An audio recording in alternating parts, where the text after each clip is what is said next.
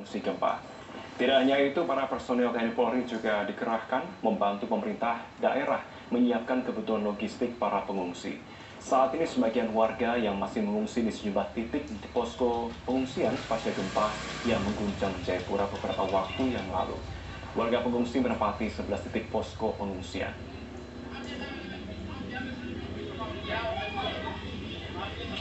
Lihat kondisi masyarakat ini juga masih trauma, ya. Pada saat siang hari mereka kembali ke rumah, tetapi pada saat malam hari mereka kumpul di posko-posko. Sesuai dengan target tanggap darurat ini 21 hari, ini kita bisa kerja sebelum 21 hari bisa selesai. Namun kita lihat juga tentunya eskalasi bencana gempa bumi ini terus masih ada. Ya, tapi kita harap upaya-upaya mitigasi, kemudian upaya-upaya rehabilitasi tetap. TNI dan Polri dikerahkan untuk mengevakuasi warga di distrik Paro, Kabupaten Duga, Papua.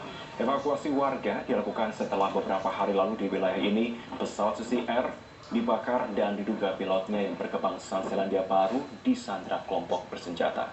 Hingga kini tim TNI dan Polri belum dapat mendeteksi pilot Susi Air yang diduga disandra. Pangdam Cendrawasih Mayor Jenderal Muhammad Saleh Mustafa menjelaskan warga dievakuasi karena sebelumnya beredar hoax TNI dan Polri akan memombardir distrik Paro sehingga warga mengalami ketakutan.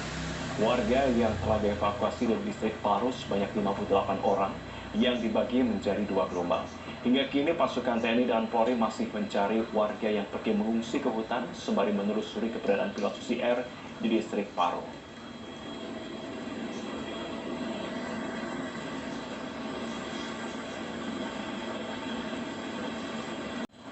Hingga kini pasukan gabungan TNI Polri masih mengerahkan tim pencari atas pilot Susi Air Philips Mark Martens yang diduga telah disandra bersenjata di Papua.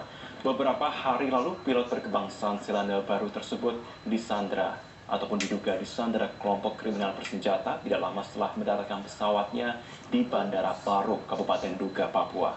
Operasi pencarian pilot Susi Air dilakukan melalui udara, di mana sejumlah helikopter milik TNI dan Polri dikerahkan untuk mencari tanda-tanda keberadaan sang pilot yang diduga disandra kelompok kriminal bersenjata di kawasan pegunungan. Selain mengerahkan tim pencarian melalui udara, TNI dan Polri juga berupaya mendekati tokoh adat dan agama di Papua. Diharapkan lewat bantuan melalui tokoh adat dan agama di Papua ini, pilot Susi Air bisa segera mendapatkan kepastian.